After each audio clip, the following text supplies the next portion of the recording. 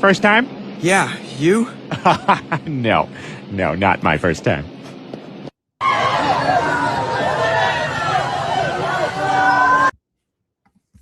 Welcome back, ladies and gentlemen. We are going to be talking today about something that I feel to be very, very important, and it is how to deal with woke, crazy, make no sense friends that keep bringing up claims that seems to be like a gotcha moment.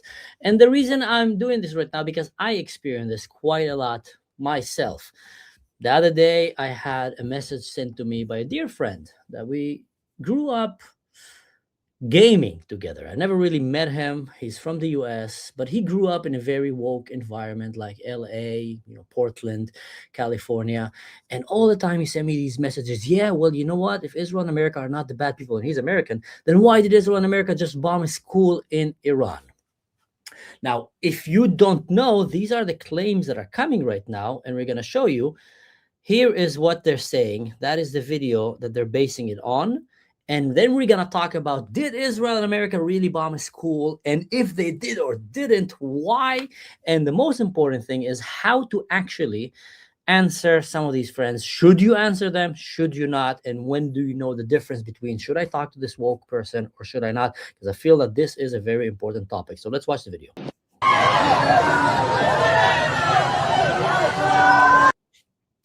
So, there's a widely calculated photograph claim that shows a proof that the IRCG misfired a missile to blame it does not. The image was geolocated to a city called Zanjan, over 800 miles away from the alleged incident mine.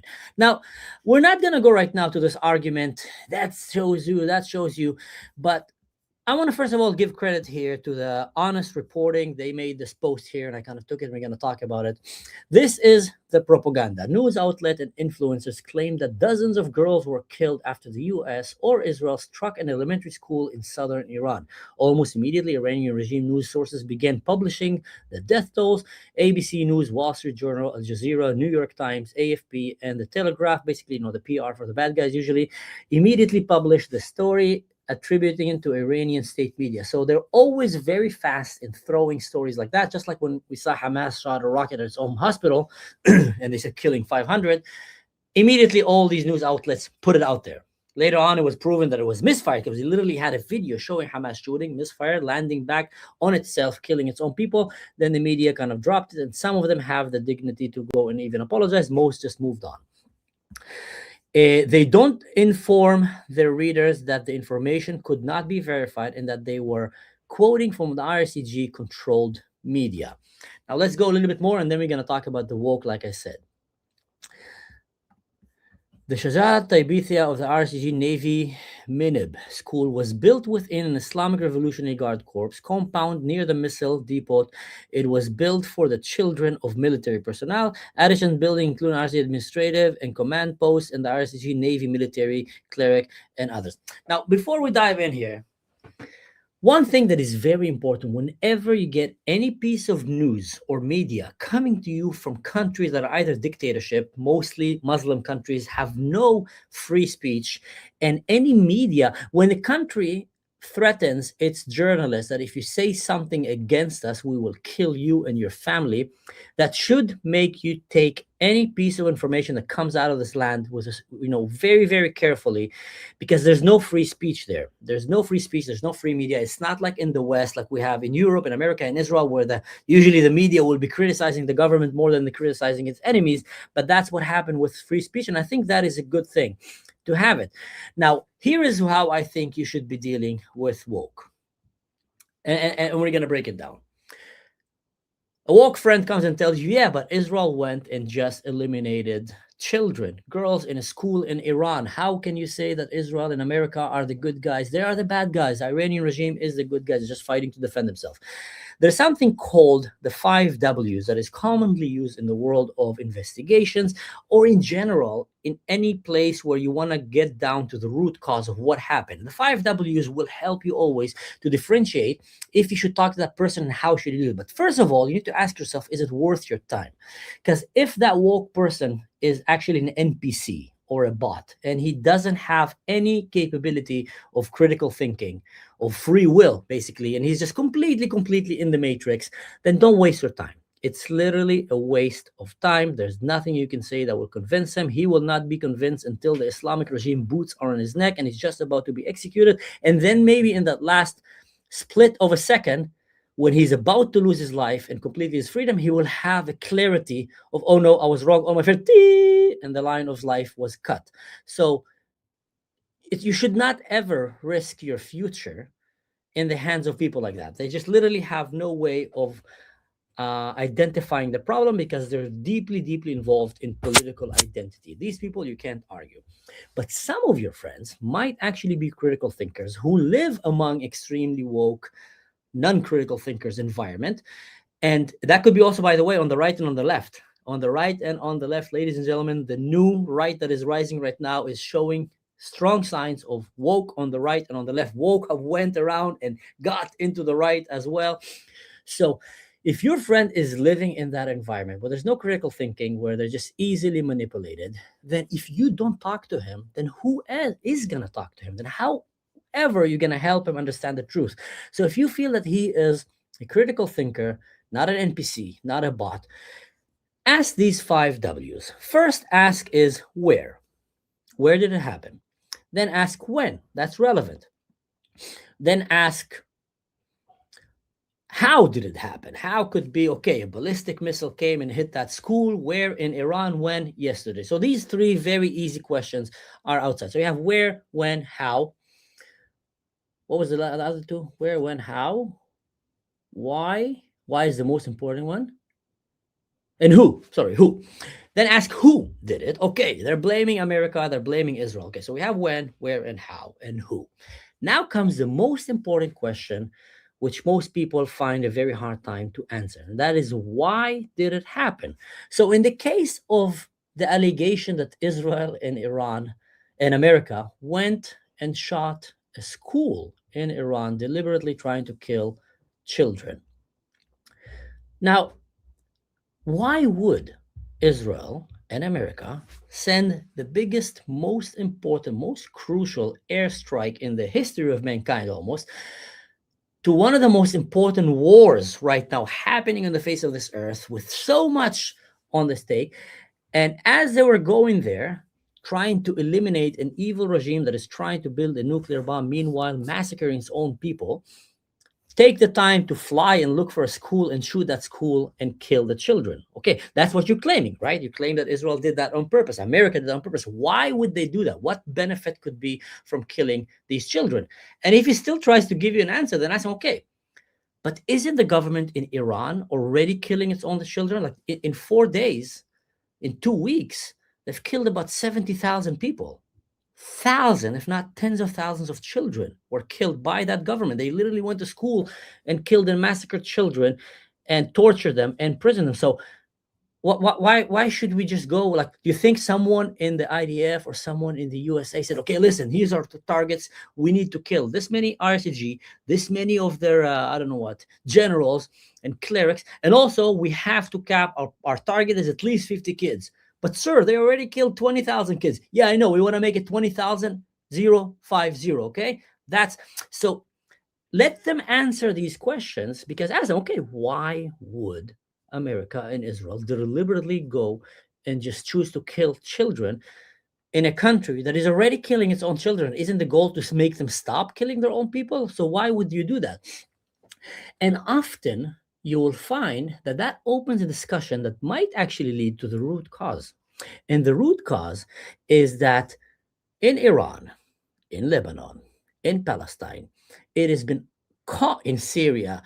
It has been so many times documented that the Islamists there use their own people as human shields. And one of their best favorite place to build a base of operation is usually schools. They'll hide their weapons under schools and hospitals. There's not a single hospital in Gaza that was not first and foremost a base for operation and rocket launching of Hamas, and later on a school, but this is or a hospital. These things were literally used as human shields because they thought that's how we're going to stop the Americans, that's how we're going to stop the Allied force, that's how we're going to stop the Israelis from doing that. Now, that is kind of wickedness that we haven't seen in the Western Christian world, even at its worst times. The Nazis in Nazi Germany didn't do that. Think about that. The Nazis, which were considered the pinnacle of evil, did not use their school, their children, their hospitals as human shields. Maybe there's a case here and there. I'm not fully going right now into the deep corners of history, but in general, that was not like a very solid strategy of the Nazi regime. Even in their hardest days, they fought fiercely. They were a very strong army. They were very evil, but they didn't do that. So even the Nazis didn't do that. Who does it all the time?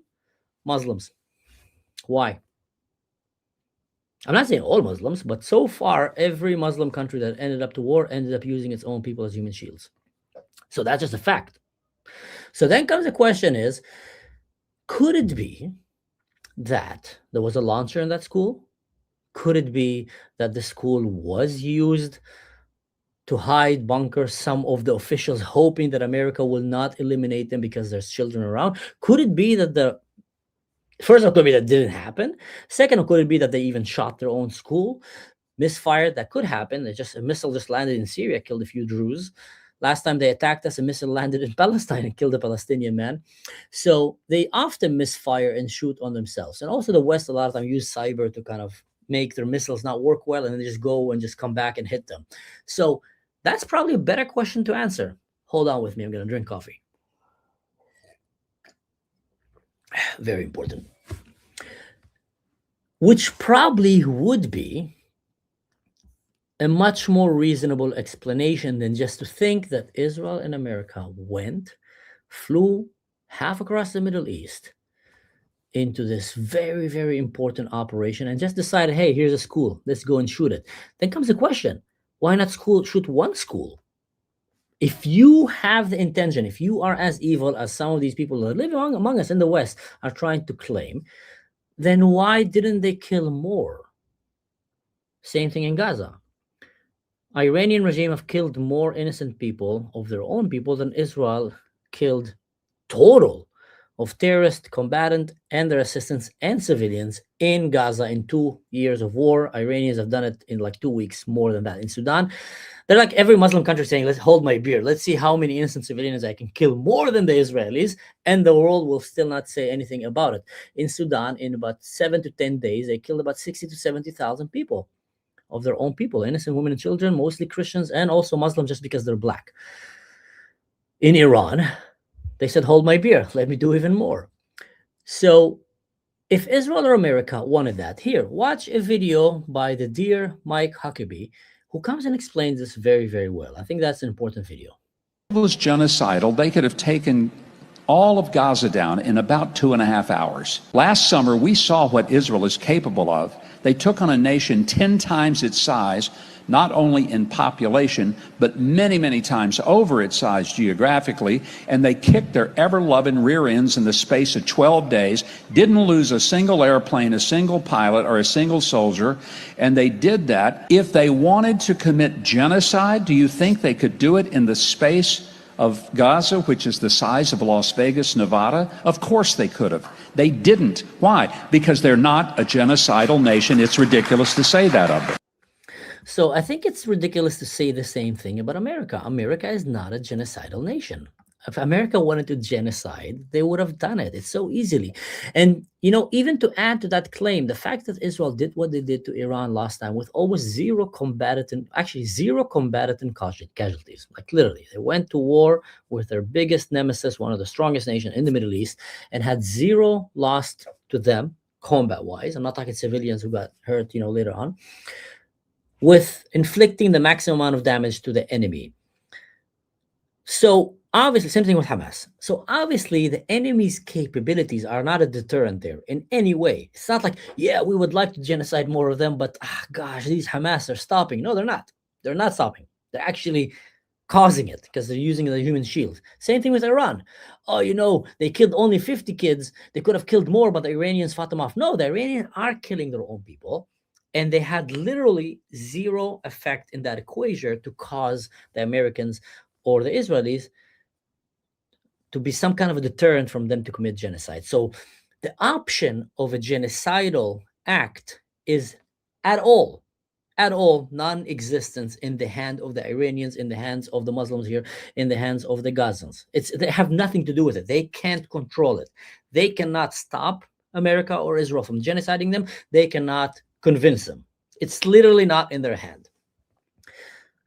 So, in that case, then why isn't Israel or America committing a genocide if they could?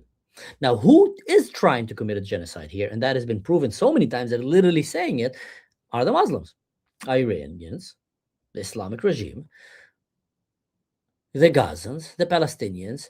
And whenever they had the chance, they tried. October 7 was a genocidal try, only a very failing one. Like I always say, Palestine and in general Muslim Brotherhood, the Islamist kind of ideology, is basically a more religious, more barbaric version of Nazism. They share the same values. They want to kill you if you're a Jew. They want to kill you if you're gay. They want to kill you if you're Christian. They want to conquer the world and submit it under their will and make everybody slaves to their religion/race. And they're actively working on doing so. Only they're much more barbaric and way, way less effective than Nazi Germany. Prove me wrong. Please come and prove me wrong. I would love to be wrong about this, but after all, I am from the Middle East. I do speak that language fluently. I do grew up in an Arabic culture. I was in the military, behind enemy lines, and in the defense, and I know this culture inside out. And I've heard so many things that most of you probably haven't heard. I've seen so many things that most of you probably haven't seen. And the conclusion that I came from all my experience in the Middle East is that this is the reality. They want to conquer the world. They want to enslave all of us. They want to kill anyone who is not like them. And they have the religious scriptures telling them how to do that. Exactly how to do that. Who should they kill? Who should they enslave? And why? So back to our woke friend. Let's summarize it. First of all, establish, is he an NPC? And for those of you who don't know who it's an NPC, it's a non-playable character. So when you are playing a computer game, could be Super Mario, could be Call of Duty, and you're running around, and you go and you see a character and you click on the character. Usually that character will have like 3 answers. It doesn't matter what you want to say to it. Yes, sir, let's do it. No, I can't help you right now. Oh, help me, please. Click it again and again. It's going to be always the same answer. So if some of your friends are NPCs, meaning they're always going to have the same answer, click them. Apartheid, click on them. Israel is bad, click on them. America is white supremacy, and doesn't matter what you come and tell them. Black Lives Matter, Nothing that you do is going to change. So if that friend is an NPC, don't waste your time with it. Nothing you're going to say is going to help him. He has been contaminated by the woke virus. It's way worse than a zombie apocalypse virus. It's almost impossible usually to revert it back. I haven't seen a real true woke that reverted back. Some people are not NPCs, are not bots. They're actually real players. They're only playing in an NPC server, in a woke server. So everybody around them is woke. So all they know is go around, woke, ping, woke, ping. Black Lives Matter, woke. Apartheid, woke. Israel is all the problem, woke. White supremacy, everything they press, that's what the answer that they get. Feminism, So if you go to that, not that I have a problem with feminism, I'm just think that modern day feminism is not feminism at all. Like my mom is real feminism. Modern day feminism is not. I've seen strong feminist women. They don't exist usually in woke circles. So if you're playing in a woke server and you are actually a free thinker, critical thinker, it's going to be very hard for you to get some feedback. So that is the friends that is important to come and talk to them. And again, the 5 W's. Help them ask these questions. All right, so you're saying Israel did that. Israel and America attacked, or one of them attacked a school in Iran. 5 W's. Who did it? Israel and America. Okay. Where did it happen? In Iran. Okay. When did it happen? Yesterday. All right. How did it happen? An airplane shot a missile, killed them. Okay. So these 4, the first 4 of the 5 W are usually the easier one to answer. The 5th W is the most important one. Why?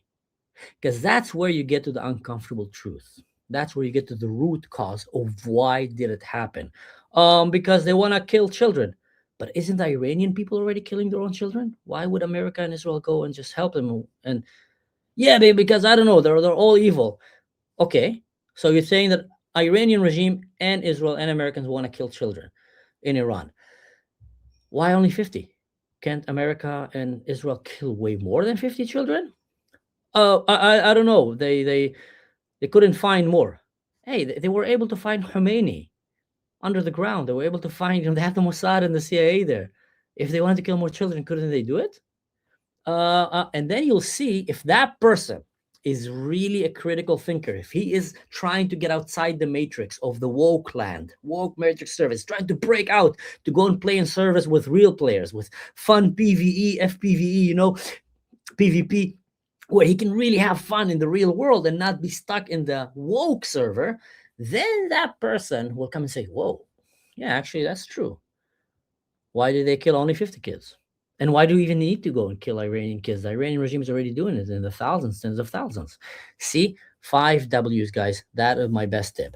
Now, here's another important thing. The Iranian regime began moving personal equipment and weapons into hospitals, mosques, clinics, and schools to combat protesters earlier this year. That is, we know it because there's videos that Iranian people began warning each other not to send their children to school or visit hospitals in fear of being killed by the RCG, with their death blamed on protesters or foreign agitators. Let's see. Since October 7, Iran's proxies, Hamas, has repeatedly lied multiple times.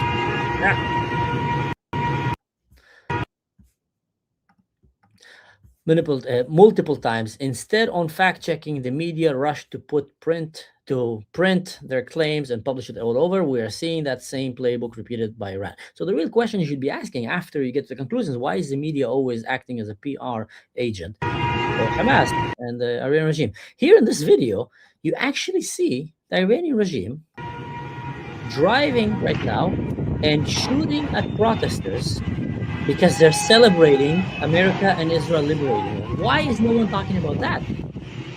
They're going around and shooting their own people. Why? Instead of fighting the enemy that invaded their country, they're going around shooting their own people so they don't let them celebrate being freed from the hands of Iran and Islam. That is a very important question that you should be asking yourself. Not is, why is Israel genociding children? Because they're not. I mean, that's an important question as well, but very quickly you realize that they're not.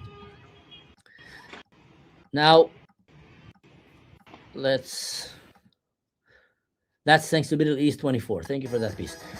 Now, here's a very important one. Exiled Iranian woman in the Netherlands cry tears of joy after US and Israel strike Iran. If you want to get to the bottom of what is happening in a certain country, then by all means do not go to CNN or NBC or BBC. I would even say be careful when you go into Fox, because every one of them, and I like Fox way more than these ones, because every one of them seems to be very, very clearly going to one side. Try to get both if you go, or try to actually see what the real people are saying in the streets. Iranians are celebrating the death of Khomeini.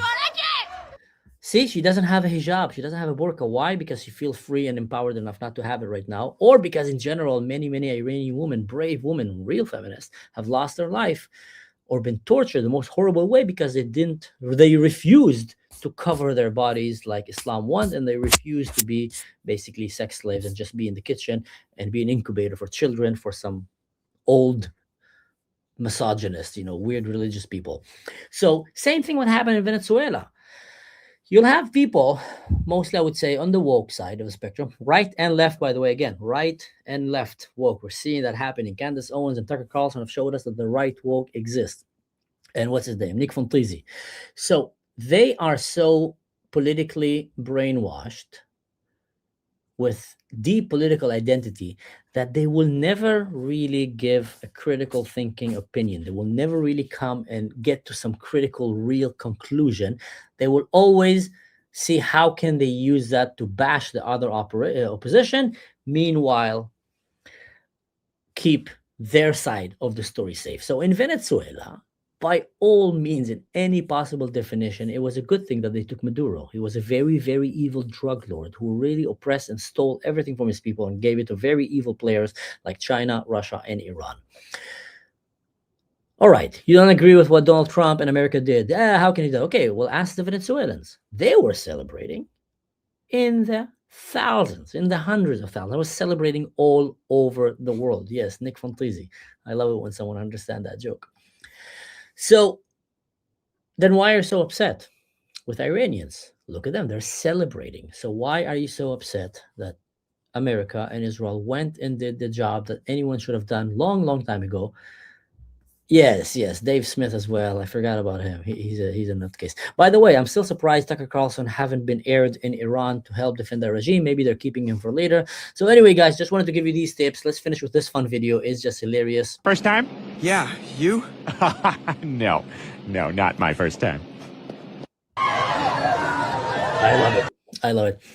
Later on today, I'm gonna have another live because I'm a boomer and I don't even know how to keep that in the same live without having you guys wait for a long time. So I'm gonna have another live where I'm gonna explain about how did Israel and America eliminate Khamenei and others? What was the trick that they did and what led to that operation? I'm researching right now and I'm going to be reading you some stuff that are coming from the Israeli news as well. And I'm also going to have another live later on today where we're going to come and discuss some of the very interesting complications that are occurring right now in the Iran war. So stay tuned. There's going to be another 2 lives in the next few days. I'm going to try to give 1 to 3 lives a day, short ones where I'm going to come and explain these things. So just stay tuned. If you enjoy this content and what I'm doing here, you're more than welcome to come and join us at the Ashkar Show. And I'm going to come and try to bring you the best insight that I can. Shavua Tov, Happy Purim. We are witnessing a great, actually, maybe I'll do an episode also one time about the meaning of Purim and the Haggadat Purim from the story of Mordechai and Esther and Haman and the Persian kingdom. It's a very interesting kind of story, how it's bringing us to here. But until then, guys, stay safe. Don't do anything stupid. And in general, just don't do anything that I would do. See you next time.